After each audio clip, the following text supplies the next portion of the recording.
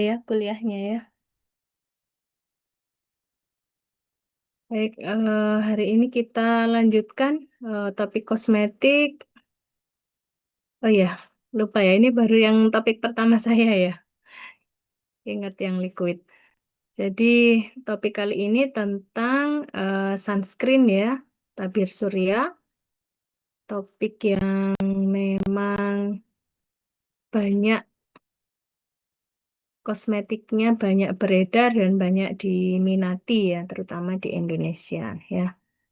Oke, mungkin sebelum kita bahas tentang sediaan sunscreen, kita berusaha memahami dulu tentang eh, dampak dari sinar matahari ya, di mana matahari itu sebagai salah satu apa namanya ciptaan Tuhan yang sangat bermanfaat ya buat kita.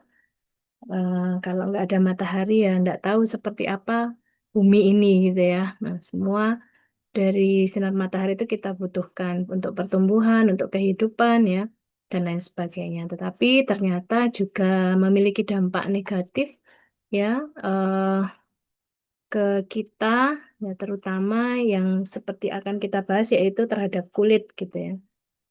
Nah, di sini eh, faktor yang mempengaruhi dampak negatif sinar matahari ya itu bisa dipengaruhi oleh beberapa faktor ya. Jadi tergantung dari frekuensi dan lamanya paparan atau pajanan sinar matahari.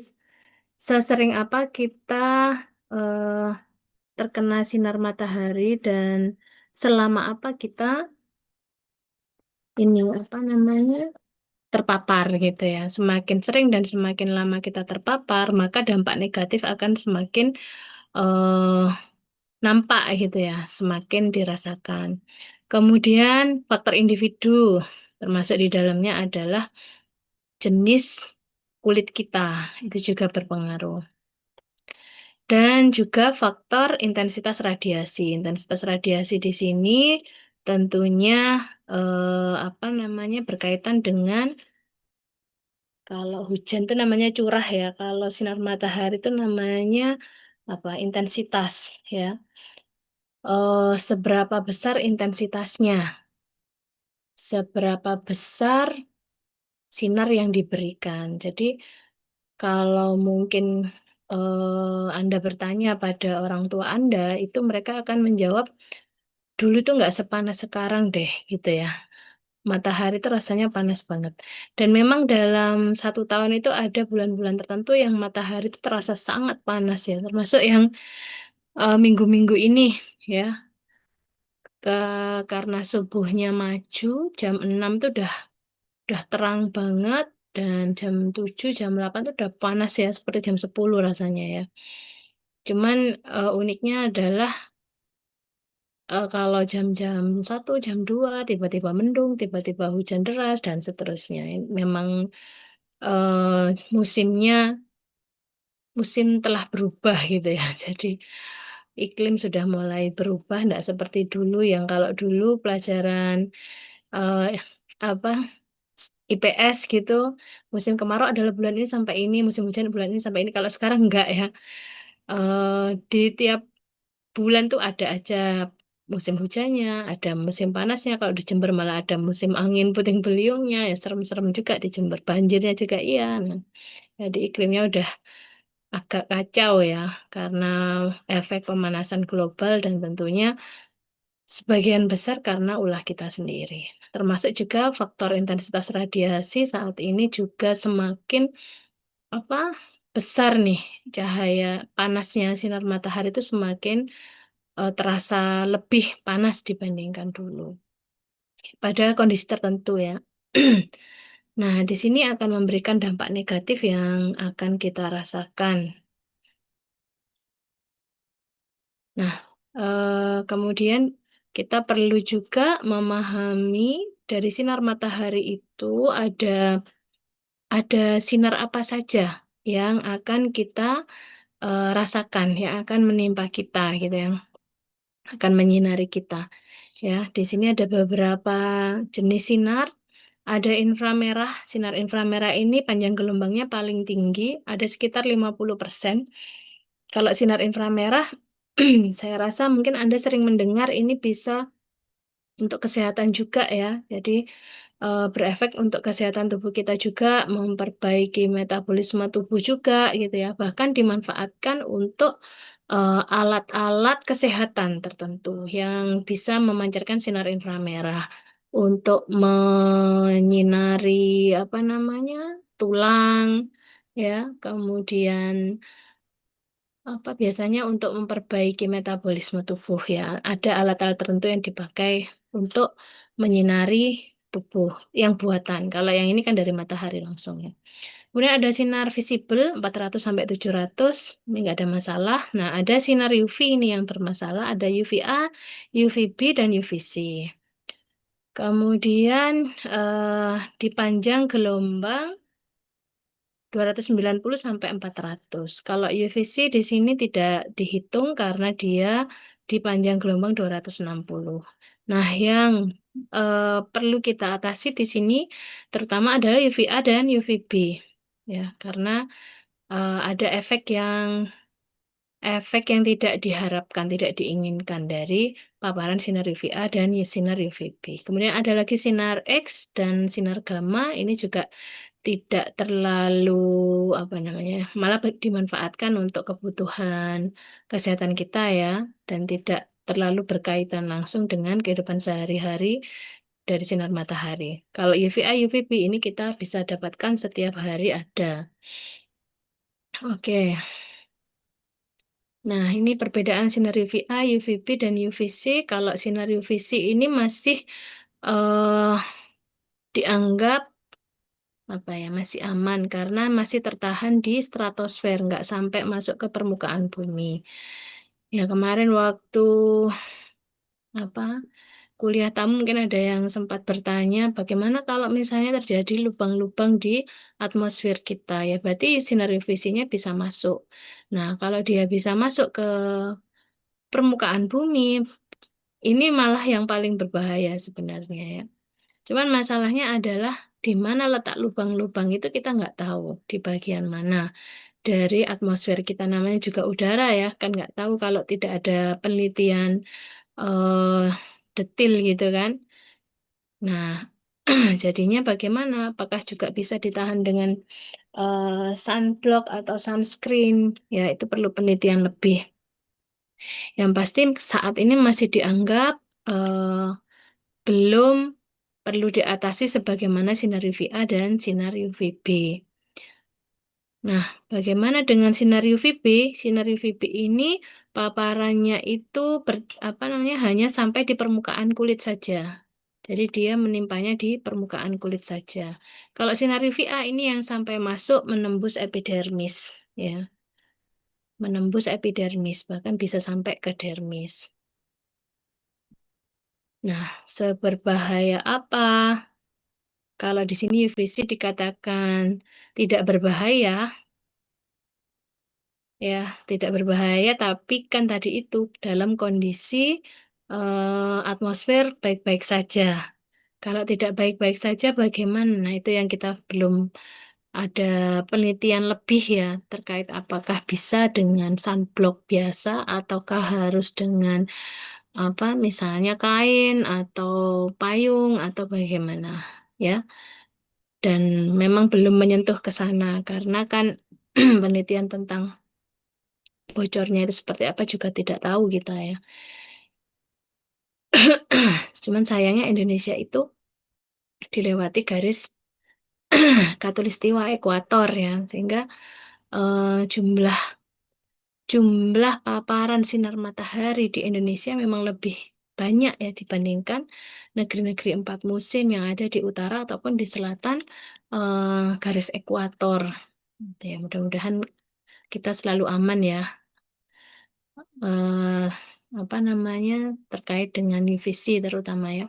Nah, bagaimana dengan UVB tadi? UVB hanya bertahan apa hanya menimpa sampai di permukaan ya. Ini kemudian efeknya adalah tanning. Tanning itu pencoklatan kulit menjadi coklat, kemerahan, burn. Kata kuncinya di burn. UVB B maka burning efeknya. Ya, kata kuncinya itu burn. Terbakar ya, bukan terbakar lalu panggil damkar, bukan. Pernah ngerasain kita berjemur dan rasa kulit kita itu langsung panas, kemerahan, bahkan sampai keluar titik-titik coklat merah gitu. Pernah nggak? Jemurnya jam-jam 10-an gitu. Pernah? Saya pernah soalnya. Dan itu langsung coklat. Langsung ada. Awalnya titik-titik gitu. Saya penasaran titik-titik itu apa. Apakah itu melaninya ya yang keluar ya. Jadi eh, waktu zaman COVID itu yang kita harus sering-sering berjemur. Kebetulan waktu itu saya ada gejala ya batuk pilek seperti itulah ya. Batuk pilek sesek gitu. Kemudian berjemur, nah karena di rumah itu sinar mataharinya baru masuk, nggak punya halaman ya, jadinya sinar matahari ini nunggu sampai masuk ke teras gitu. Nah itu jam-jam 11, setengah 11, agak panas ya, panasnya lumayan. Nah akhirnya setengah 11 berjemur, duduk ya sekitar 10 menit, baru 10 menitan gitu. Emang enak banget di badan itu enak banget ya. Keringetan terus kayak ngalir gitu darah ya. Tapi kok lama-lama itu tangan saya kletik-kletik-kletik ada rasa celekit-celekit gitu ya, celekit-celekit dan eh, ada bintik-bintiknya coklat merah gitu. Waduh, ini apa? Itu 10 menit lebih. Akhirnya saya berhenti, udah berhenti panas banget dan celekit-celekit itu bekasnya berjemur itu celekit-celekit. Nah, baru saya sadari loh, ini ya nggak langsung gosong gitu nggak, tapi ada titik-titiknya gitu, titik merah merah-merah gitu ya. Nah itu eh apa tanning, redness, burning itu ya kalau semakin lama mungkin burn ya, coklat banget. Karena efek sinar UVB ini langsung dirasakan, bisa langsung dirasakan. Berbeda dengan sinar UVA. Kalau sinar UVA itu masih delay, apa beberapa hari setelahnya, karena dia panjang gelombangnya lebih jauh ya, lebih panjang. eh, yang yang berefek itu adalah terhadap efek aging. Jadi sinar UVA-nya apa? A-nya aging. Dan aging ini akan juga berefek kepada kerusakan DNA. Ya, jadi lebih lebih apa? Lebih rumit lagi nih yang UVA. Ya. Oke. Nah, sinar-sinar ini UVA, UVB, dan infrared. Kalau sinar UVB tadi kan di permukaan ya, dia bisa ketahan juga oleh adanya gelas atau kaca, ya. Jadi kalau rumah kita ada kacanya, UVB-nya nggak bisa masuk, ya, ketahan. Tapi UVA masih bisa masuk. Wong UVA aja bisa masuk nembus kulit ya, nembus epidermis. Apalagi kaca bisa. Vis juga bisa, IR bisa. Nah, teknologi yang baru sekarang eh, untuk kaca itu sudah banyak di model kaca yang tidak bisa ditembus sinar UVA. Jadi diberi coating, diberi lapisan semacam lapisan untuk menahan sinar UVA-nya. Jadi entah di mobil, entah untuk kaca-kaca rumah dan kaca untuk kacamata juga sudah banyak ya sekarang yang ada apa lapisan ini untuk menghambat sinar UVA-nya ini ya. Karena sinar UV ini kalau dia kena mata terus-menerus itu juga tidak baik untuk kesehatan mata. Salah satunya bisa menyebabkan katarak ya. Jadi eh, upaya manusia untuk meningkatkan perlindungan semakin bermacam-macam bentuknya. Oke, ini tipe kulit. Tipe kulit tuh ada tipe 1 sampai tipe 6, di mana tipe 1 itu di sini eh, sangat mudah ya, sangat mudah mengalami burning ya, tapi tidak tanning, tidak sampai pencoklatan. Dan kebalikannya tipe 6 itu sukar terbakar surya, sukar burningnya, tapi sangat mudah tanning. Kebalikannya. Ya, ini tipe kulitnya ya. Ada orang yang memang mudah burning tapi tidak tanning dan sebaliknya. Yang sedang-sedang ya mana yang tipe 3 ya. Tipe 3 dan 4 nih sedang. Seperti itu. Nah, kemudian upaya apa saja yang digunakan untuk menghindari dan melindungi kulit kita? Ya, yang pasti hindari paparan sinar matahari di jam-jam teriknya, yaitu kalau di Indonesia mungkin jam 10 ya, 10 sampai jam 3 atau jam 2 gitu ya.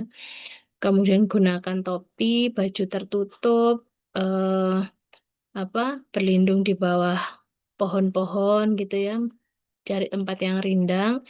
Kemudian menggunakan kacamata untuk kacamata apa pelindung matahari.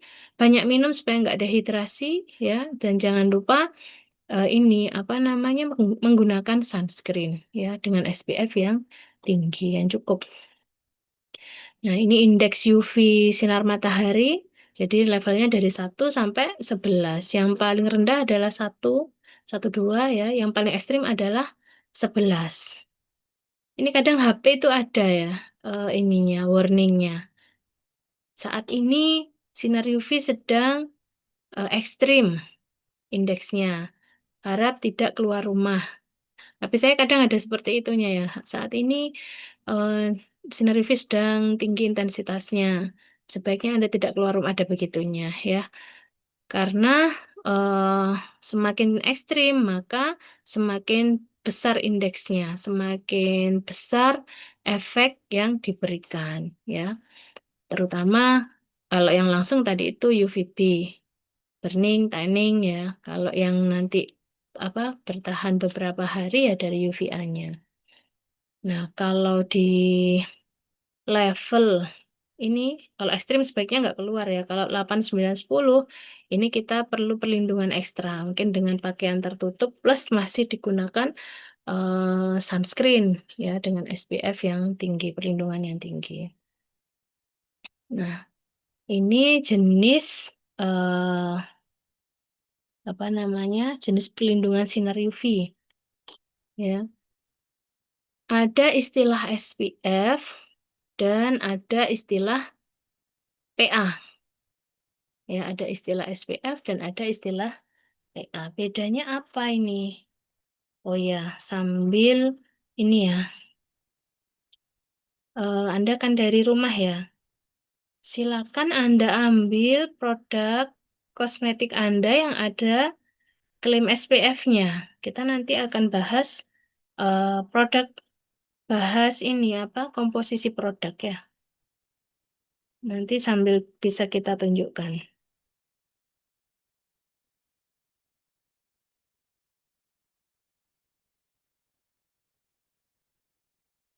Oke, silakan ya. Dicari terserah mau foundation, bedak, pokoknya yang diklaim ada nilai SPF-nya. Nanti yang ada komposisinya juga ya. Nanti kita lihat jenisnya apa saja. Oke, ada istilah SPF. SPF ini eh, sistemnya adalah memblok sinar UVB. Jadi ini lebih ke arah anti UVB aktivitasnya ya, yang dapat menyebabkan burning tadi. Kalau PA ini lebih ke arah aktivitas terhadap sinar UVA ya. Jadi efeknya seperti ini. Nah, kita bahas yang SPF. Jadi SPF itu adalah suatu pengukuran, suatu standar pengukuran di mana berapa lama sinar UVB yang dibutuhkan sampai bisa memberikan efek eritema atau efek terbakar pada kulit. Ya, jadi nanti kita lihat rumusnya seperti apa. Kalau nilai SPF-nya semakin tinggi, maka perlindungan terhadap sinar UVB-nya juga akan semakin meningkat. Nah, di pasaran banyak yang beredar SPF itu ada yang 15, 25, 30, 50. Berarti yang paling tinggi adalah aktivitasnya yang 50. Mungkin pernah menjumpai yang lebih dari 50 kah? Ada yang pernah menjumpai?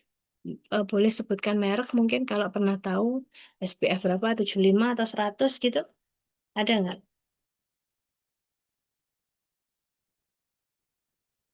Tidak.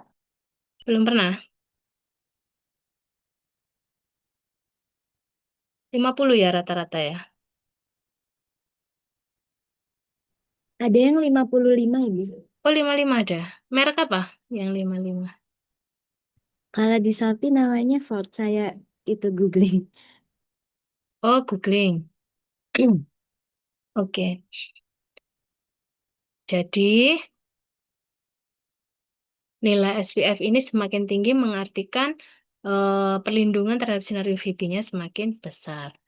Nah, semisal ini ya dinyatakan. Ini jadi misal ini satu SPF pada sunscreen misal bisa melindungi kulit sekitar 10 sampai 15 menit. Oke lah, kita ini dulu aja. Sebelum masuk yang ini tadi ya. Nah, ini dulu. Nah, ini beberapa jenis tingkatan SPF ya dikaitkan dengan persen perlindungannya. Kalau misalnya kita menggunakan SPF 15, itu artinya bisa menghalangi sekitar 93% dari paparan sinar UV. Jadi masih ada 7% yang masuk ya. Nah, semakin tinggi yaitu 100, itu sekitar 99%. Jadi yang sampai 100% belum ada ya. Bahkan yang tertinggi yang 100 pun 99. Kalau kita pakai yang 50 pun 98% yang terlindungi ya. Nah, ini definisinya SPF supaya lebih mudah dipahami. Jadi, kemampuan sunscreen itu untuk menunda masuknya sinar UVB tadi itu yang sampai menimbulkan eritema. Eritema itu apa? Eritema itu yang bintik merah tadi loh, ketika kita terpapar sinar matahari. Nah, semisal, jadi gini, cara ngujinya adalah kulit kita tidak diolesin apa-apa, kita paparkan di bawah sinar matahari. Berapa lama dia sampai terbentuk eritema? Kalau saya tadi kan, saya bilang saya berjemur jam 10-an tadi, 10 menit tuh keluar bintik-bintik coklat-coklat merah-merah, itu eritema. 10 menit tanpa diberi apa sunblock, tanpa diberi sunscreen, itu 10 menit. Nah, kalau kemudian di sini ada produk SPF-nya 10, maka berarti SPF 10 itu dia mampu melindungi 10 kali waktu di mana kulit kita itu sampai keluar eritema ketika tidak menggunakan sunscreen. Jadi kalau saya tadi nggak pakai sunscreen 10 menit keluar eritema, maka kalau saya menggunakan sunscreen SPF 10, itu munculnya eritema adalah setelah 10 kali 10, yaitu 100 menit. Bisa dipahami kah? Perlu diulang? Halo?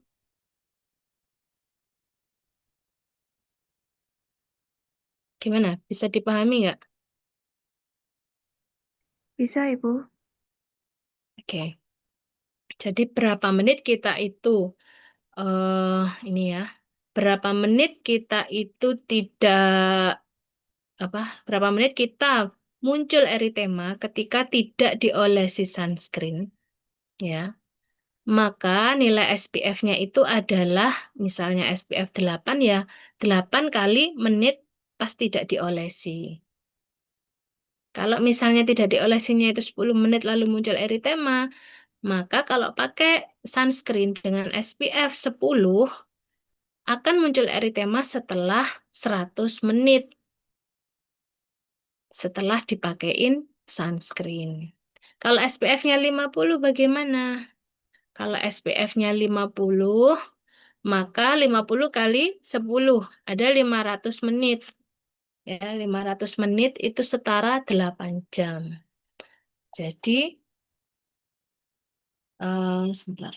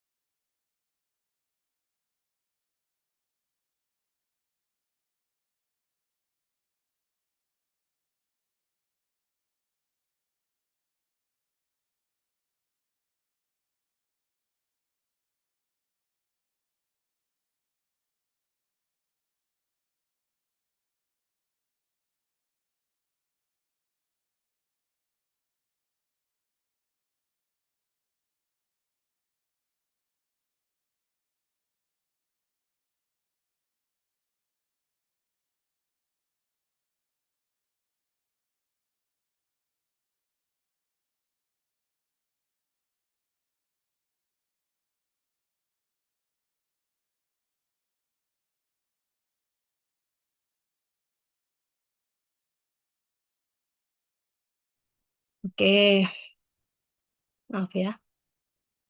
Jadi berapa lama perlindungannya? 500 menit atau sekitar 8 jaman. Nah, yang jadi masalah adalah apakah kita kalau menggunakan sunscreen SPF 50, kemudian kita berjalan kaki ikut tajam misalnya ya, dari Tanggul ke Jember jalan jam berapa misalnya itu? Jam 10. Ya, itu akan bertahan sampai jam maghrib, itu akan terlindungi. Nah, faktanya adalah tidak. Jadi walaupun klaimnya itu SPF 50 dan hitung-hitungan kita itu terlindunginya 8 jam, faktanya itu tidak terlindungi sampai 8 jam. Nggak sampai 8 jam akan berkurang efektivitasnya. Kenapa? Karena yang pertama adalah sunscreen, ya. Sunscreen yang digunakan biasanya ketika dia sudah digunakan dan terpapar sinar matahari, efektivitasnya akan turun. Apalagi yang model cemikal. Yang model cemikal itu kan bekerjanya kan menyerap ya, menyerap sinar UV-nya. Nah, itu akan turun efektivitasnya. Itu yang pertama. Yang kedua, pada saat kita menggunakan sunscreen, itu bisa jadi kita keringetan.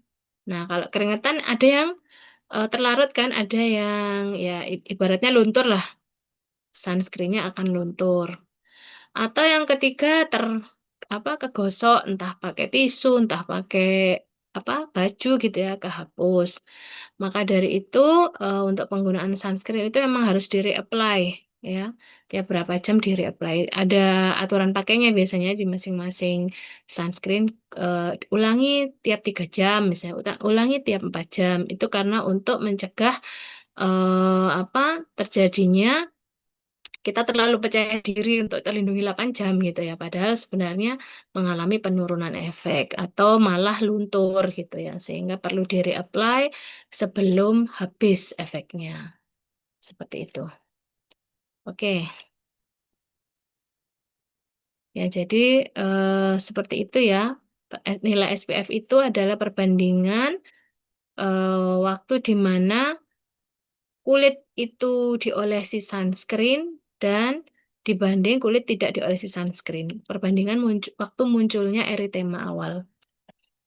Nah, itu SPF. Kemudian bagaimana dengan PA? PA itu Protection Guide of Sinar UVA. Jadi ini lebih ke arah aktivitas terhadap sinar UVA. Ini sering digunakan penilaiannya itu dibuat di Jepang dan ditulis dengan simbol plus ya, diadaptasi dari metode PPD, persistent pigment darkening, yaitu seberapa besar perlindungan kulit yang diberikan dari sinar UVA yang ternyata dampaknya itu baru muncul di kemudian hari, nggak langsung seperti UVB, karena kerusakannya lebih dalam kan, dia masuknya lebih dalam ya, di bawah stratum korneum, di bawah epidermis bahkan ya. Nah, di sini nilai plus diterjemahkan mampu memberikan sedikit perlindungan. Perlindungan yang paling besar adalah di +4. Ini sangat tinggi perlindungannya. Sehingga saat ini masyarakat itu akan memilih perlindungan dengan nilai SPF yang tinggi dan PA plusnya yang banyak. Kalau bisa SPF 50 plus 40 PA plus 4. Karena itu yang paling tinggi ya. Nah, jadi bagaimana kita memilih nantinya tentang tabir surya itu juga harus kita lihat faktor-faktor yang mempengaruhi. Yang pertama adalah tipe kulit ya. Tipe kulit ini harus apa? Harus diperhatikan karena nanti tabir surya yang kita gunakan itu jangan sampai memperburuk kondisi kulit kita. Semisal ada tipe kulit berminyak, tipe kulit kering, ya, tipe kulit sensitif. Ini kita pilih basis untuk tabir surya yang sesuai. Ada yang basis krim OW, WO, atau gel, atau lotion. Nah, mana yang paling sesuai untuk tipe kulitnya? Yang pasti kalau untuk tipe kulit berminyak, kita hindari yang banyak minyaknya basisnya. Jadi lebih cocok nanti misalnya dengan yang model gel. Atau sebaliknya, tipe kulit yang kering, sebaiknya diberikan yang model lotion atau model krim. Sehingga untuk menjaga kelembapan kulit. Kemudian jumlah yang digunakan dan frekuensi penggunaan tabir surya ini juga perlu kalau kita berada di tempat yang sangat panas ya mataharinya, nggak ada tempat berteduh, nggak ada rimbun-rimbunnya pohon misalnya ya, maka kita harus gunakan ya agak banyak makainya ya, tapi ya disesuaikan lagi ya, jangan sampai misalnya kita pakai banyak ternyata memberi warna pada kulit kita yang nggak sesuai dengan warna kulit. Jadi ibaratnya itu demblok, belum lagi nanti kena keringat, jadinya luntur dan lain sebagainya ya. Aktivitas yang dilakukan, misalnya kita mau berenang, maka pilihlah tabir surya yang memang untuk berenang. Jangan memilih tabir surya yang eh, mudah tercuci atau larut di dalam air basisnya. Ya habis dong kalau dipakai berenang. Ya. Kalau yang berenang, pilih yang tipe berminyak supaya tidak mudah hilang.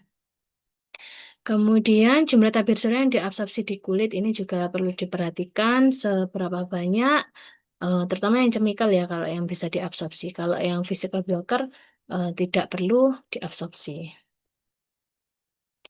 Oke, nah jenisnya ada 3, ada physical blocker, chemical absorber, dan hybrid. Yang physical blocker bekerja dengan cara memblok ya. Jadi ini adalah partikel-partikel dari sunscreen-nya yang ada di permukaan kulit, kemudian sinar matahari akan menyinari dan dipantulkan lagi sehingga dia tidak sampai masuk ke dalam kulit. Di sini sangat dipengaruhi oleh ukuran partikel ya dan ketebalan lapisan yang dipakai. Semakin tebal ya semakin terlindungi sebenarnya. Ya, tapi kan semakin memberi efek putih biasanya, memberi warna putih ya, tapi semakin terlindungi. Selain itu juga ukuran partikelnya, semakin kecil ukuran partikelnya, semakin merata. Kalau ukuran partikelnya besar-besar gini, ada celah-celah semakin banyak ya yang memungkinkan sinar mataharinya nerobos. Nah, untuk physical sunscreen atau physical blocker di sini secara kosmetik itu memang kurang nyaman dipakai. Biasanya teksturnya kental dan heavy ya, berat. Kalau digunakan itu berat dan rasanya pekat gitu ya. Biasa sering digunakan pada formula bedak ya, baik bedak tabur, bedak compact ya, ataupun alas bedak foundation, cushion ya. Banyak sekarang hampir hampir semua eh, jenis kosmetik yang memberi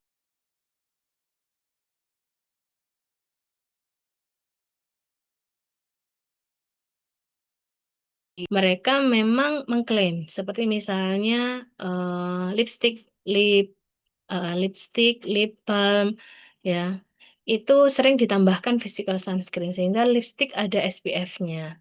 Sebenarnya saya mikir sampean kenapa lipstick ada SPF-nya? Emang separah apa bibir kita tuh sampai dipanasin gitu ya? Apakah bibir kita terlalu sering apa dijemur gitu ya? Sering keluar rumah dengan bibir. Iya kalau rambut itu ngadep ke atas kena matahari bibir kan di sini masa sampai butuh SPF. Saya sempat mikir gitu. Ternyata ya semua bagian kulit kita itu ya bisa terpapar sinar matahari gitu ya. Sehingga memang butuh-butuh saja dengan formula ditambahkan SPF. Dan yang sering itu physical. Kalau yang untuk bibir. Kenapa? Karena bahan-bahan ini yang physical blocker ini juga bisa memberi kombinasi warna yang bagus untuk lipstick misalnya atau untuk foundation. Itu bisa memberikan warna yang akan mudah ngeblend dengan warna kulit kita. Ya, terutama ini TiO2. Kalau Anda cek itu hampir semua, entah itu bedak, bahkan sekarang golongannya lotion, body lotion itu juga ditambahkan TiO2. Karena kalau dioleskan itu memberi kesan warna putih juga ke kulit.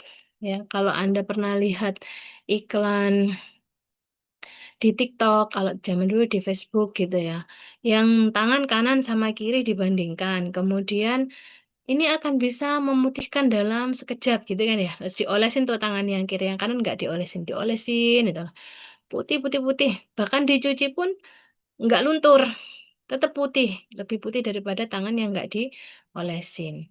Ya, apakah kemudian kulitnya menjadi putih? Kayak kita apoteker kena kena apa? Kena kena gendam ya. Kalau kemudian, oh iya ternyata jadi putih. Kan kayak apoteker kok kena gendam, padahal apoteker itu ngerti bahan. Kita cek aja itu bahannya apa. Kemungkinan besar ada bahan titaniumnya. Kenapa? Karena titanium itu bisa memberikan kesan warna lebih putih. Skin tone-nya jadi naik. Kemudian dia nggak larut air kan, makanya dicuci nggak hilang. Warnanya tetap putih. Tapi kan nanti berapa lama, berapa jam, lama-lama akan luntur, hilang.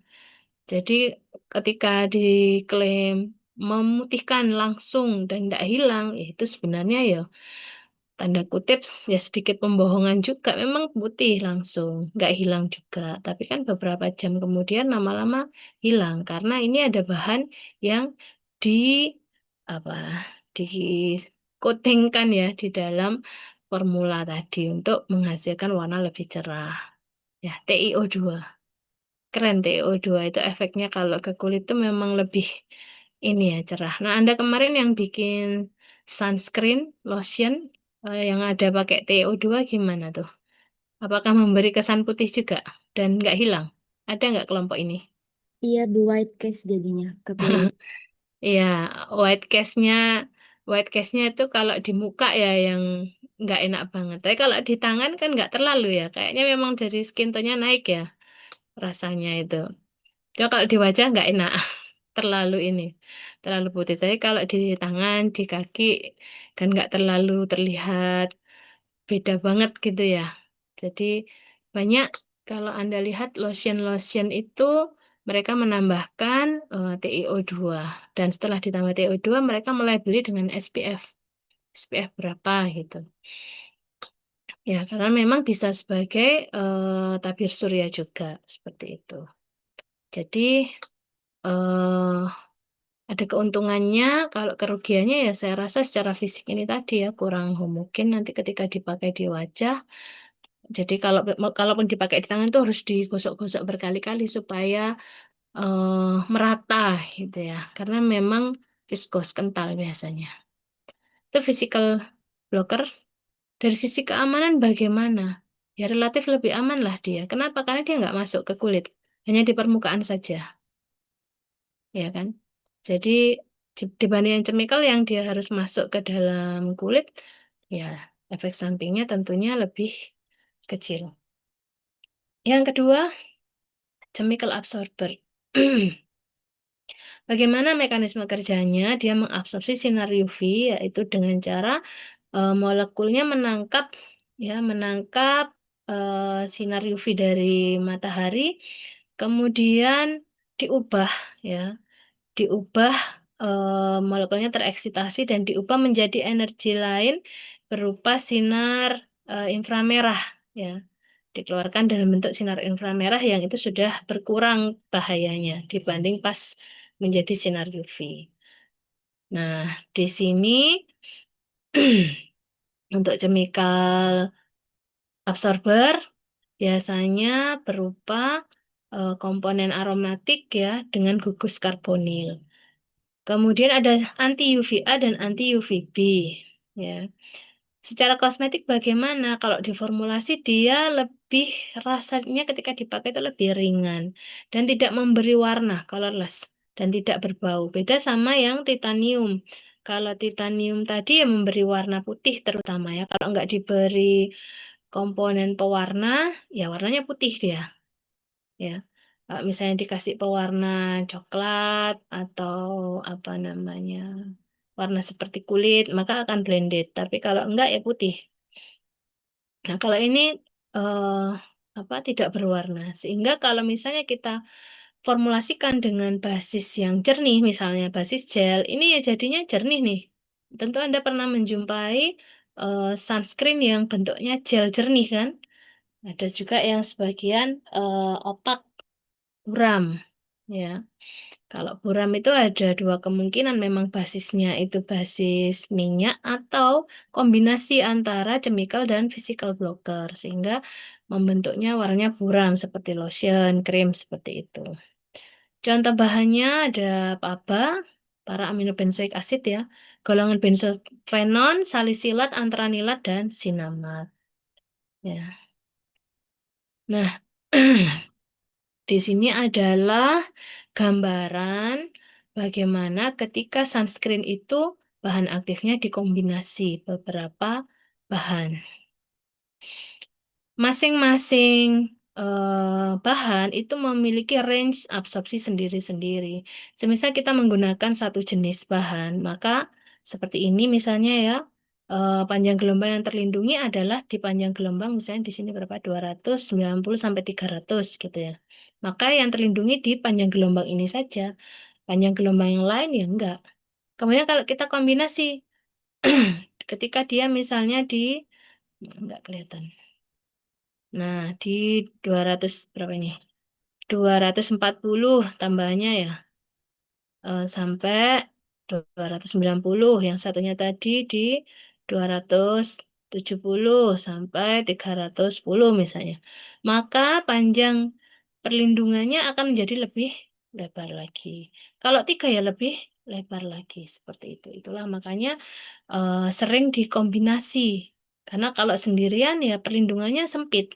Kalau banyak, maka perlindungannya menjadi banyak. Oke, sambil dicek ya produknya nanti, dicek komposisinya. Ada nggak yang tunggal ya? Atau isinya rata-rata banyak kombinasi. Nah, ini gambaran dari perbedaan chemical dan physical ya. Jenis atomnya untuk yang chemical itu adalah CHO, itu ya golongan organik ya. Secara kimia ini termasuk kimia organik. Sementara kalau yang physical blocker itu anorganik.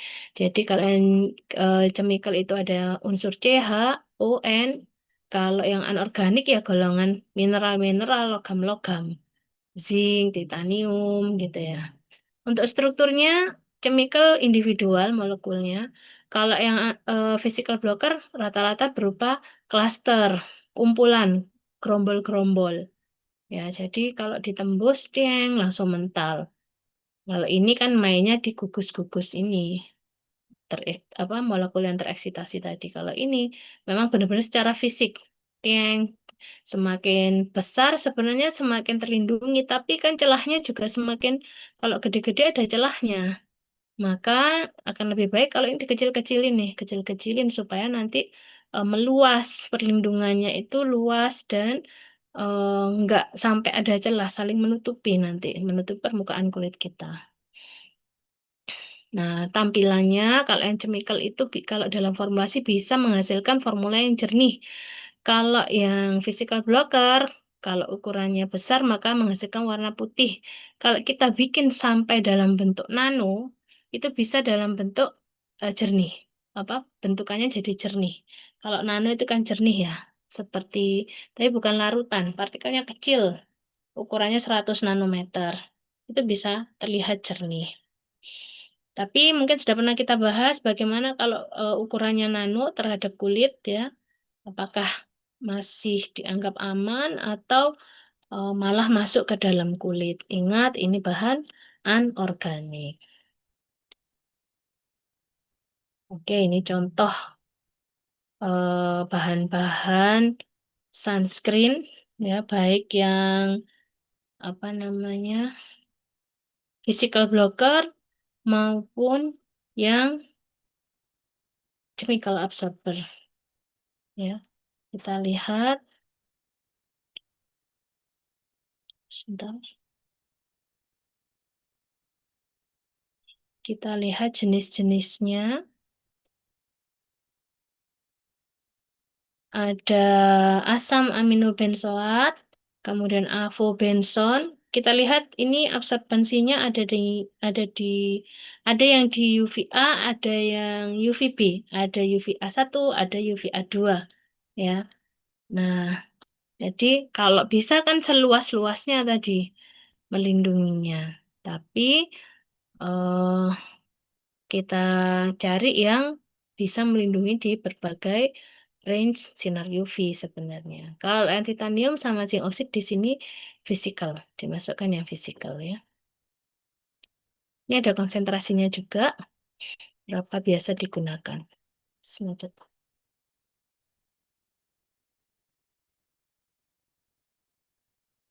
Nah, ini juga contohnya. Saya nggak ngecek nih, yang depan sama belakang anti UV-nya sama apa enggak. Oktil metoxisinamid UVB. Ada nggak oktil? Oktinoxat UVB benar. Oktisilat UVB benar. Homosalat UVB benar. Ya, dicek ya, saya nggak ngecek ini. Ada yang bentuknya cair, ada yang bentuknya serbuk. Nah, ini bisa kita lihat kelarutannya. Ada yang larut minyak, ada yang larut air. Ini akan sangat berpengaruh terhadap cara pembuatannya nanti dalam formulasi ya. Kalau larut minyak, misalnya kita mau bikin krim, kita bikin lotion, maka kita masukkan ke dalam fase minyak pencampurannya. Kalau yang larut air, ke dalam fase air. Hati-hati dengan suhu stabilitas pada saat pembuatan krim atau lotion ya, karena kalau krim atau lotion kan suhu pencampuran harus sama. Kalau memang ternyata ada pemanasan, nah ini dilihat dulu stabilitasnya. Apakah dia stabil pada pemanasan ataukah tidak. Ya, oke. Berikut adalah jenis-jenis produk sunscreen yang semakin berkembang saat ini ya. Yang kalau yang konvensional ya paling banyak bedak, lotion, krim ya. Gel ini juga mulai banyak. Gel cocok untuk kulit berminyak, tidak lengket ya. Kemudian ada spray, keuntungannya mudah di-apply, ya. eh, Harapannya sih nggak perlu digosok pakai tangan lagi gitu ya, jadi langsung hanya di spray. Dan biasanya teksturnya ringan, ya, karena nggak perlu diratain lagi. Jadi apa namanya, harapannya itu larut atau kalaupun dia itu berupa lotion ya benar-benar ringan viskositasnya ya. Kalau cushion ini hampir seperti foundation sebenarnya ya, dimanfaatkan untuk make up juga ya, tapi lebih ringan. Terus tinted ini untuk meratakan warna kulit, jadi biasanya ditambahkan bahan pewarna ya yang menyesuaikan dengan warna kulit. Dan ada stick, kalau stick ini seperti lip balm ya, dioles. Nah ini saya yang belum pernah pakai yang stick nih. Apakah perlu dioles pakai tangan atau cukup dioles-olesin pakai balmnya, pakai sticknya itu. Itu ya, nanti kita diskusikan. Nah, saat ini sunscreen itu juga dikombinasi dengan bahan-bahan aktif skincare lainnya. Jadi, itu tadi kadang hanya sekedar bedak, tapi sudah ber-SPF. Terus, moisturizer ada SPF-nya. Krim pagi ditambahkan SPF. Jadi, misalnya krim paginya ada niacinamide-nya, tambah SPF. Tambah entah titanium, entah yang chemical, jadi dikombinasi sehingga fungsinya banyak dengan hanya satu kali penggunaan produk ya. Yang pastinya kalau sunscreen itu nggak ada di mana untuk sediaan kosmetik. Yang nggak ada sunscreennya biasanya apa sediaannya? Ada yang tahu? Sediaan kosmetik apa yang nggak butuh sunscreen? Toner dan serum, Ibu. Toner dan serum. Iya, jarang ya. Toner dan serum jarang ada SPF-nya ya. Bener tah, serum? Nggak, jarang, Ibu. Biasanya kalau serum dia cuman bahan aktif aja atau mentok mungkin ada kandungan sedikit pelembab, Ibu. Bener ya. Kayaknya krim krim krim pagi yang krimnya sih. Kalau serumnya iya nggak ada kayaknya ya, bener. Atau teman-teman yang lainnya mungkin ada yang menjumpai serum dan toner itu perlu apa namanya sunscreen, boleh ditunjukkan ya nanti ya. Yang paling jelas-jelas nggak butuh sunscreen apa yo? Kira-kira. Kalau toner dan serum itu mungkin karena memang teksturnya juga encer dan ini ya, eh, dia awal-awal ya, makanya kan di awal-awal, bukan yang di akhir gitu kan, digunakan untuk supaya meresap gitu kan, tidak yang terakhir, tidak finishing gitu lah. Kalau yang nggak butuh lagi apa contohnya? Ada yang tahu? Sabun wajah, facial wash, ya nggak? Facial wash ber SPF pernah menjumpai nggak? Facial wash ber SPF. Agak-agak aneh juga seandainya ada. Kenapa facial wash pakainya berapa detik sih? Facial kita cuci muka di mana sih? Apakah di bawah terik matahari di pinggir kali gitu ya? Sehingga facial washnya pakai SPF, padahal juga dipakai cuma beberapa detik gitu kan? Ya itu nggak ada SPF-nya. Oke, nah jadi sering saat ini sering ditambahkan niacinamide. Ini yang lagi in saat ini ya, Centella asiatica gitu kan. Sehingga nanti satu skincare itu punya banyak fungsi. Oke, nah yang terakhir adalah bagaimana pengujian efektivitas sunscreen. Ringkasnya ada, ini nggak saya detaili ya. Nanti sebenarnya sih bisa kita mencari jurnal-jurnal yang ini ya. Eh, tapi saya tidak mentarget sebagai tugas ini soalnya. Nah, yang pertama adalah in vivo. Jadi ada in vivo, ada in vitro. Kalau tadi di mata kuliah liquid semi solid itu eh, evaluasi sediaan itu kan juga ada efek uji aktivitas in vivo dan in vitro gitu ya. Nah, ini juga sama. Secara in vivo itu kita ingin menguji kemampuan sunscreen-nya. Apakah mampu melindungi terhadap kulit. Nah, jadi pakai apa ya? Pakai bisa manusia, bisa pakai hewan juga ya. Jadi bisa manusia, bisa hewan. Yang pasti untuk memperlihatkan bahwa kalau sudah dipakai sunscreen itu tidak menyebabkan efek dari sinar UVA ataupun sinar UVB. Efek yang paling gampang diamati adalah eritema. Ya, jadi kalau yang ini contoh in vivo di salah satu jurnal ya.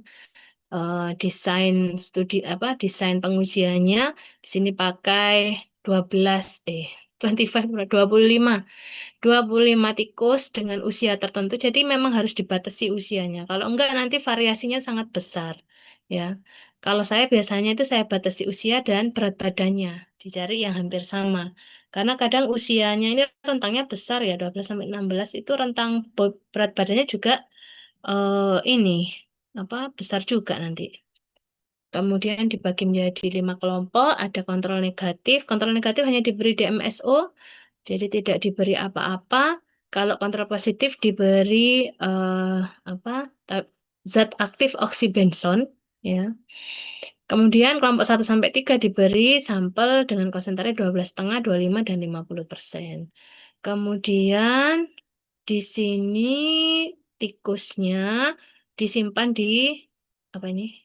Di kandangnya ya dengan suhu 27 derajat suhu ruangannya ada siklus gelap terang tiap 12 jam. Jadi menggambarkan ada siang ada malam. Nah, kemudian tetap diberi makan dan minum secukupnya. Nah, kemudian ini punggungnya dicukur, rambut tikusnya dicukur ya. Dan diolesi sampelnya yang digunakan entah itu oxybenzone ataupun sampel ini tadi yang 12,5 sampai 50% ya. Terus setelah diolesi dipaparkan dengan lampu eksotera. Ini saya nggak tahu lampunya kayak apa ya. Ini semacam mungkin penghasil sinar UV kali ya. Saya kurang tahu. Kemudian diamati sampai ada eritemanya dan dihitung eritemanya. Kemudian di scoring. Nah, skor 0 itu tidak muncul eritema sama sekali. Skor 1 sedikit eritemanya dengan diameter kurang dari 2,5 cm. Terus skor, maksudnya ini diameter yang ada eritemanya itu sedikit, sekitar 2,5 cm itu ada tapi sedikit. Tapi kalau skor 2 itu diameternya lebih luas lagi sampai 3 cm. Skor 3 sampai 3,5. Skor 4 artinya di atas 3,5 cm. Jadi oh, apa eritemanya itu banyak dan luas gitu loh. Kalau di skor 4, kalau skor 1 nggak ada, skor 2 itu sedikit kalau kulitnya itu dibikin diameter lingkaran itu 2,5 cm itu ada eritemanya. Kalau yang 4 itu di diameter lebih dari 3,5 cm itu artinya apa semakin banyak eritemanya. Nah, berarti kesimpulannya nanti yang mana formulanya yang menghasilkan eh apa perlindungan yang paling besar bisa berupa tidak ada eritema atau eritemanya sedikit. Nah, itu contoh pengujian sunscreen secara in vivo menggunakan tikus. Ya, jadi yang diamati lebih gampang adalah eritema sebenarnya untuk uji in vivo. Kalau kita mengamati agingnya susah karena aging itu prosesnya lama, nggak dalam hitungan hari gitu ya. Mungkin bisa beberapa minggu gitu baru kelihatan. Kalau tikus juga susah juga foto aging yang diamati apanya kulitnya berkerut. Ya, susah kan ya kalau manusia mungkin kelihatan gitu. Tapi kalau kita pakai manusia juga agak ribet nanti ya. Oke. Nah, yang berikutnya dengan pengujian secara in vitro ini yang paling sering digunakan, terutama digunakan untuk menentukan nilai SPF yang akan diklaim tadi. Ya, jadi kalau yang in vivo ini lebih ke arah anti UVA-nya ya yang diuji, karena menghasilkan apa namanya? Oh, enggak juga ya. Jadi lebih ke arah melihat eritemanya. Kalau in vitro itu untuk menghitung nilai SPF-nya. Jadi kita bisa apa namanya membuat sampel sunscreen itu kemudian apa, dilarutkan dan dihitung sesuai konsentrasi yang diinginkan, lalu menggunakan spektro. Ya, jadi menggunakan spektro sampelnya di spektro. Nah, caranya bagaimana? Bukan untuk menetapkan kadar, tetapi lebih ke arah menentukan spektra. Jadi di scanning.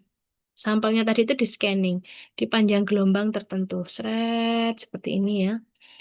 Nanti dihitung AUC-nya. Nah, nilai AUC itulah yang akan digunakan untuk menghitung nilai SPF. Ada rumusannya sendiri. Nanti boleh kalau mau lihat detail rumusannya seperti apa, ada di beberapa skripsi kakak tingkat Anda itu ya, Pak. Ini nggak saya masukkan ke sini cara ngitungnya.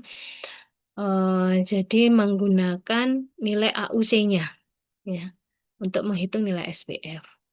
Ada juga yang pernah saya baca itu penelitian, jadi nyampling kosmetik sunscreen yang ada di pasaran dengan klaim-klaim SPF berapa-berapa gitu ya. Kemudian dia uji lagi dengan metode in vitro, apakah benar SPF yang diklaim 24 itu hasilnya 24. Ya, ini agak-agak rawan. Kenapa? Takut misalnya metodenya nggak sama. Jadi ada dua metode sebenarnya. Metode, aduh namanya saya lupa ya, ada dua cara. Kalau metodenya sama, harusnya sih hampir sama, dekat atau hampir sama. Dan kalau di penelitian yang saya baca itu, ya dekat. Misalnya dia klaimnya SPF 25. Fakta yang dihasilkan dari penelitiannya itu 24 misalnya. Dekat-dekat sih. Ada yang pas, misalnya 50 ya 50 benar. Nah, hitungannya bagus berarti kan ya. Jadi seperti itu untuk pengujian in vitro maupun in vivo-nya. Mungkin sampai di sini ada yang mau didiskusikan dulu sebelum kita lanjut cek produk ya. Silakan.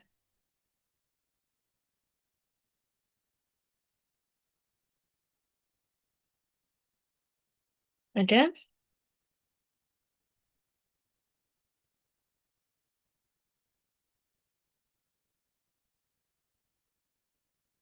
Iya, silakan Nabila.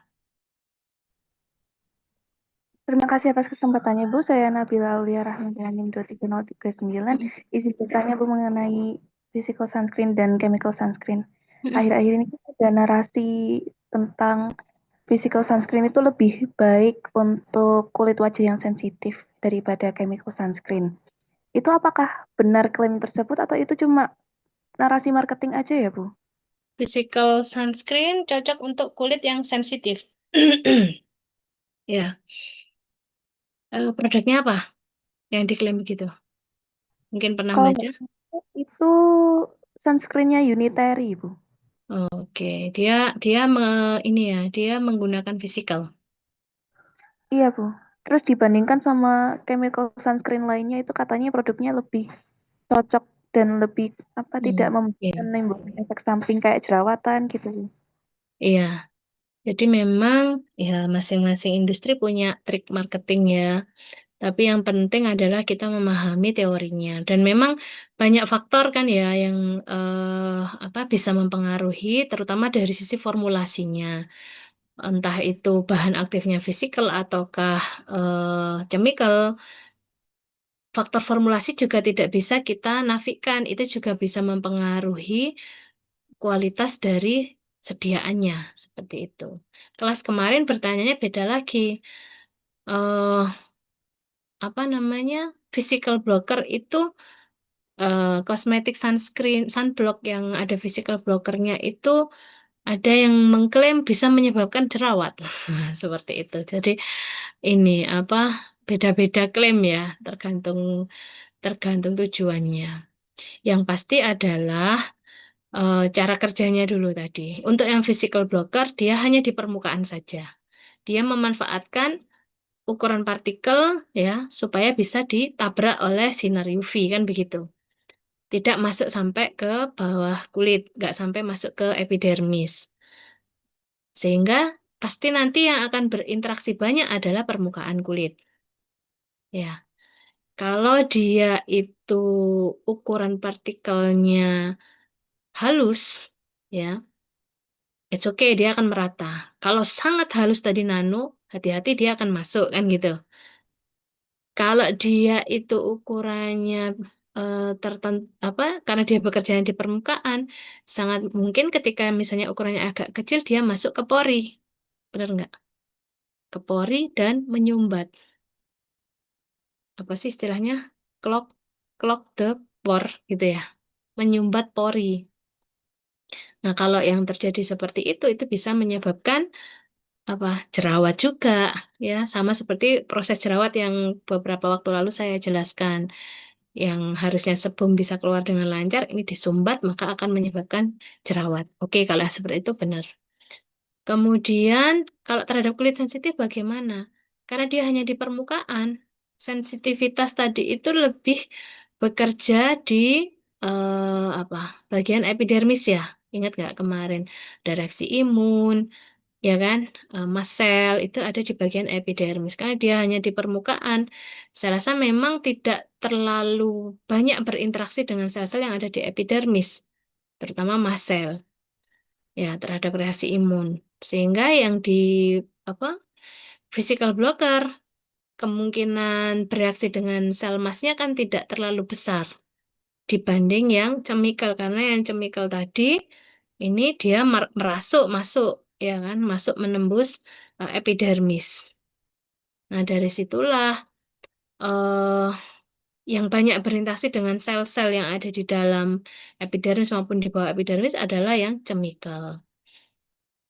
Cuman kita nggak bisa ngebiah uyah bahwa yang chemical sunscreen itu pasti lebih berbahaya daripada physical, ya kan? Tadi itu, kalau ukuran partikelnya berbeda itu juga juga bisa jadi yang physical berbahaya.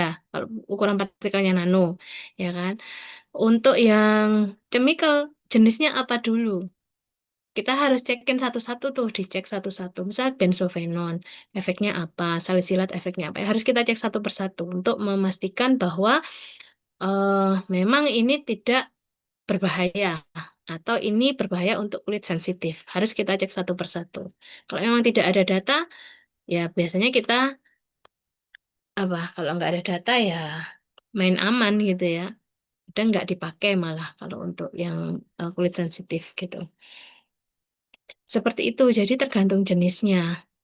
Kemarin kita teman-teman Anda kelas kemarin tuh sempat ngecek, saya lupa jenisnya apa kemarin ya. Benzofenon apa ya? Ternyata disampaikan di situ dia itu malah bahayanya itu terhadap lingkungan. Dan di edaran BPOM juga demikian ada untuk edaran bahan-bahan berbahaya dalam kosmetik di BPOM nanti pertemuan terakhir insya Allah ya. Itu ada juga disebutkan beberapa sunscreen chemical yang ternyata bahayanya itu ke lingkungan. Kalau terkena air di lingkungan, maksudnya ke apa? Ke saluran air, akan menyebabkan apa? Itu ada. Malah itu yang lebih ini daripada ke kulit. Ada beberapa jenis yang chemical kemarin saya nggak hafal ininya. Jadi beda-beda. Ya, yang penting kita harus paham jenis kulit kita. Kalau pengen dan biasanya memang nggak bisa kita klaim selalu begini selalu begitu. Namanya kosmetik itu kan memang harus nyoba ya, individual kan ya, individual banget. Artinya di si sama-sama kulit berminyak misalnya si A dia iritasi si B bisa jadi enggak. Kan banyak faktor yang lain. Caranya bagaimana ya dicoba memang akhirnya nyoba jangan banyak-banyak. Nah, itu. Akhirnya kan seperti itu. Karena kadang secara teorinya ini cocok untuk kulit eh, sensitif misalnya. Ternyata ada komponen formula yang bukan zat aktifnya, entah itu nipagin nipasolnya, dia gak ini apa dia sensitif. Ya kan? Karena formulanya kan isinya macam-macam tuh.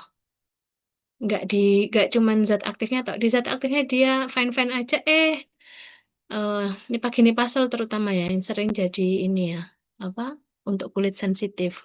Kemudian juga kadang adanya SLS itu ya, tapi kan nggak semua ini ada SLS-nya, lebih sering ke facial foam, sabun ya yang ada SLS-nya. Tapi kalau dia dimakan sebagai surfaktan, kadang kan ada yang menggunakan SLS sebagai surfaktan di kosmetik, bukan sabun, seperti itu. Begitu, Nabila? Baik, terima kasih Bu atas Iya, penjelasannya. iya.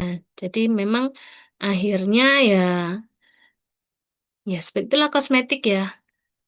Masing-masing individual banget. Ya, repotnya kalau kita harus trial terus ya. Ketika kita merasa memang kulit kita sensitif, ya memang harus ekstra hati-hati.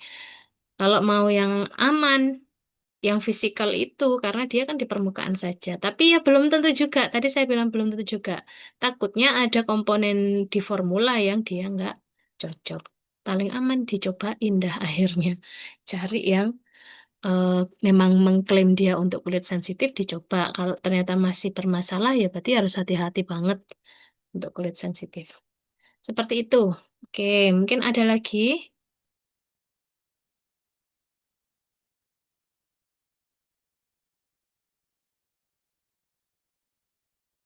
Ada yang sudah apa namanya bawa produk nih. Mungkin bisa ditunjukkan. Cuman ini nggak kelihatan nanti ya. Mungkin tunjukkan ininya apa ditunjukkan produknya terus komposisinya googlingkan untuk bisa dilihat teman-temannya. Saya coba buka share screen-nya.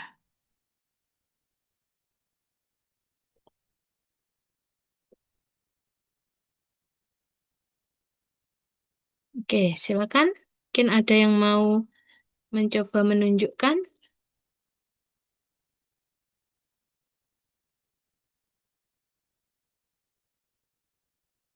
Ada.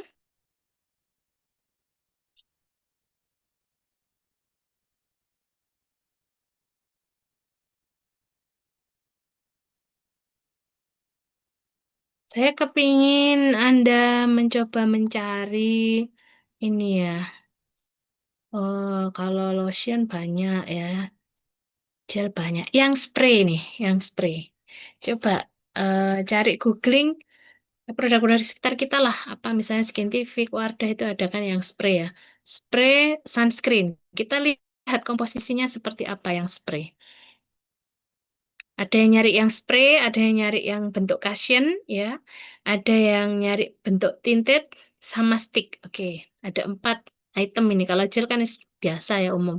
Ini spray, cushion, tinted, sama stick. Kita mau lihat formulasinya itu yang berbeda apa. Karena kalau kosmetik kan rata-rata dikeluarin tuh komposisinya. Oke, silakan. Ada yang mau bantu saya?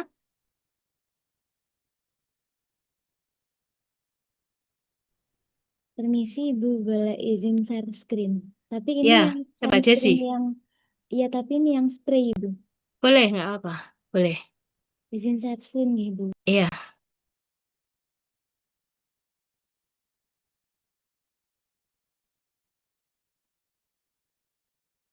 Oke, Skintific ya. SPF 50. Nah, ini kita bisa cari dan tebak-tebak ya. Yang mana eh apa? Apakah chemical, apakah physical? Ntar, ini Anda punya produk ini nggak di rumah?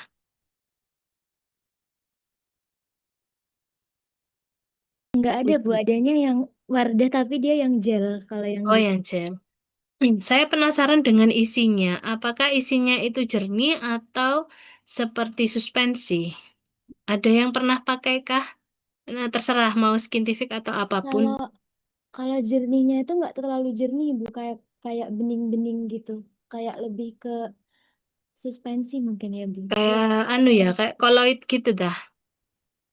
iya, ketika disemprotkan ke tangan itu dia nggak jernih yang kayak lebih Oh, ke warna putih gitu Ibu. iya Agak iya. gitu gitu. Terus kalau kita pakai ini, apa perlu kita ratakan lagi atau cukup disemprot aja udah merata? Disemprot merata aja Ibu. Jadi Oh, nggak perlu langsung bisa diratakan. merata ya. Iya, Berarti viskositasnya rendah ya, iya Ibu. encer ya. Oke. Ya, ada kakak tingkat Anda sedang penelitian tentang ini, tentang spray. Nah, jadi kan dia harus tahu juga spray di pasaran itu bagaimana. Jangan sampai nanti yang dibikin spray adalah bentuk gel atau bentuk krim kan nggak bisa merata juga nanti ininya ya. Oke, kira-kira nih bahan aktifnya yang mana ya? Ada keterangannya nggak ini atau harus dicari sendiri? Oh, ini ada. Ya, sama kayak yang kelas kemarin nih bisa dilihat fungsinya. Tabir suryanya ada 1, 2, 3, 4, 5 ya. Berarti ada 5 spektrum ini ya. Homo salat. Silakan nanti dicek anti UVA atau anti UVB, A1 atau A2 ya. Berarti kan ada beberapa yang sudah ditabel tadi ya, tinggal dicek. Oke, pelarut pakai air. Ada seramid. Nah, masih ingat ya kemarin seramid itu komponen penyusun sel di mana? Epidermis atau dermis ya? Ya, yang pertemuan pertama itu ada seramid gitu ya. Itu di epidermis apa dermis ya? Nah, bahan identik dengan kulit karena dia penyusun. Nah, nanti dilihat ya.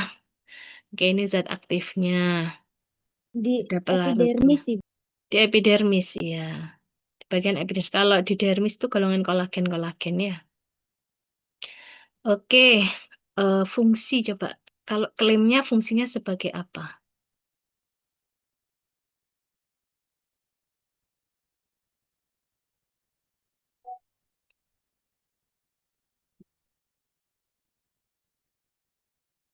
Ada tanaman,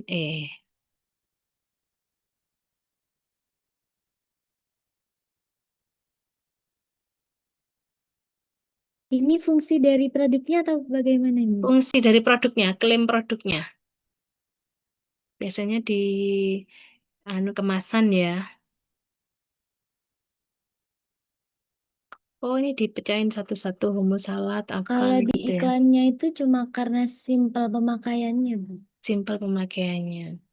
Iya. Cuman kalau dilihat kan ada skincare-nya juga ya, karena dia menggunakan bahan-bahan ini juga untuk penyusun epidermis tadi ya. Ada ini emoliennya ada isododekana.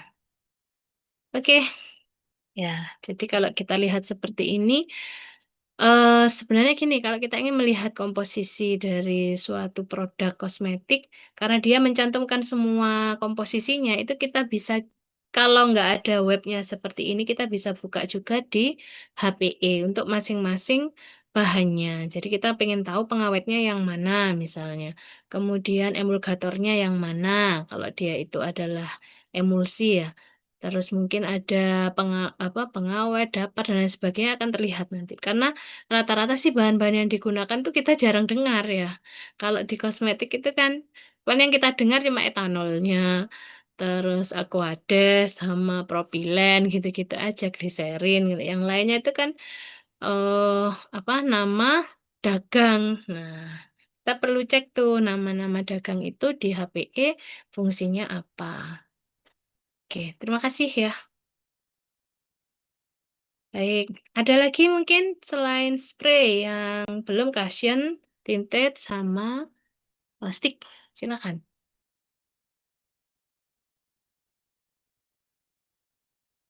Ada? Kalau nggak ada, dijadikan PR. Dijadikan PR, nggak usah dikumpulin deh. Gimana? Ada yang mau nunjukin? Kalau Saya, nunjukin yang untuk semua berarti. Ada? saya ingin coba untuk menunjukkan yang Boleh. sunscreen itu. Nabila, silakan. Yang apa Nabila? Sunscreen stick dari something. Stick. Oke, stick silakan.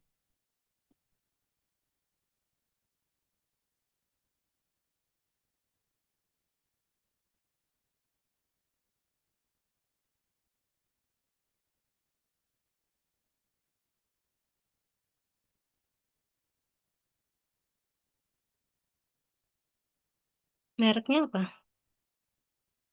Something. Ya, something ini dah.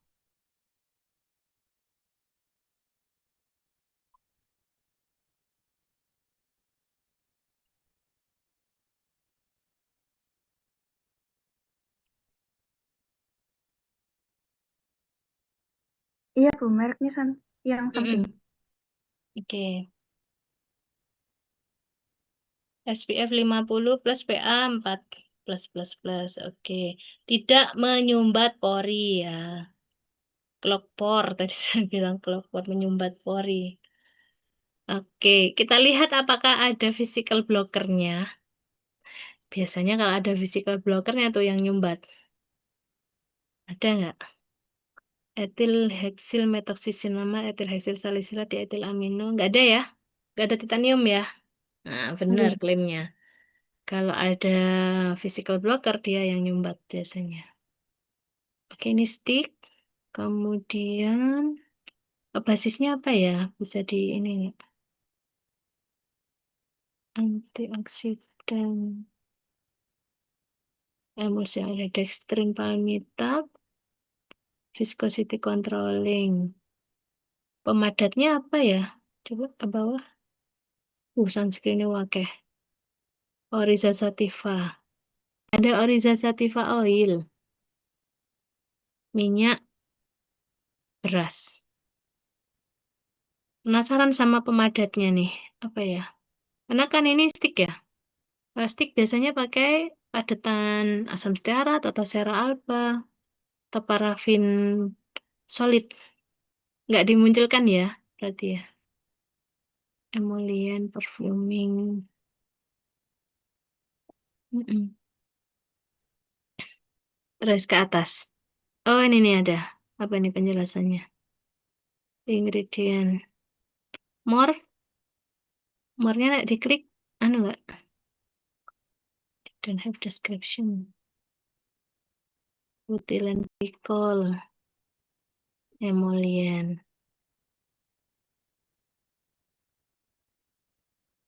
Oh, viscosity controlling. Bisa membentuk gel ya. Terus gelling agent di botol ya. Terus Ini webnya produk tersebut atau web lain ya? Kok dia mau jelasin detail gitu? Asik nih buat belajar anak farmasi ya sebenarnya. Ini web lain, Bu. Namanya Inside Coder. Oh, jadi untuk ngecek kosmetik bisa ke sini gitu. Iya, Bu. Sip ini Kayak enak. jadi databasenya kosmetik. Mm-mm. Iya, seru buat belajar ini. Saya penasaran pemadatnya apa ya? Emulsinya terus ke bawah, ke bawah. Ke bawah aja. Sunscreen, Orisativa, minyak, terus preservatif. Nggak ada nih pakai nih pasal deh. Nggak laku kalau di sini. Moisturizer. Udah, Bu. Udah. Iya, nggak dimunculkan mungkin karena kan nggak mungkin hanya dari gelling agent, kemudian peningkat viskositas, tiba-tiba mengeras menjadi stick ya. Mestinya ada sesuatunya.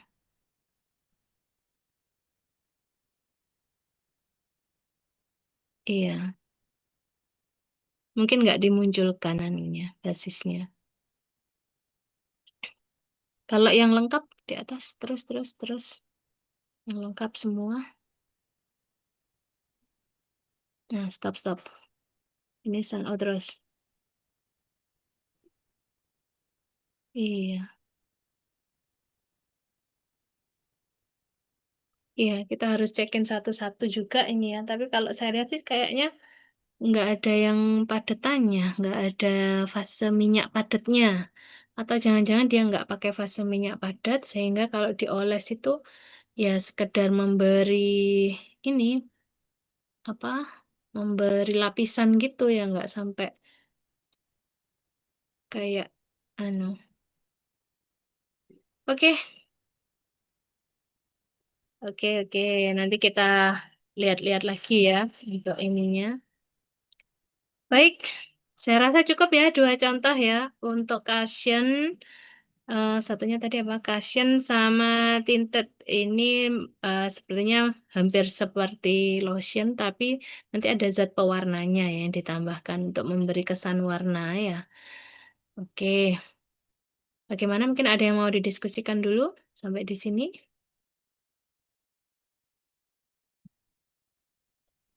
Ada?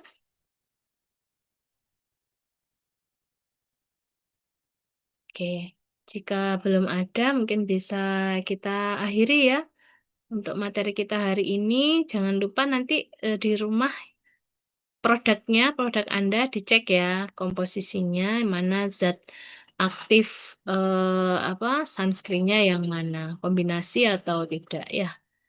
Baik, terima kasih atas perhatiannya. Mungkin bisa saya akhiri dulu untuk mata kuliah kita hari ini. Terima kasih atas perhatiannya. Mudah-mudahan yang kita pelajari bermanfaat ya. Kita tutup. Assalamualaikum warahmatullahi wabarakatuh.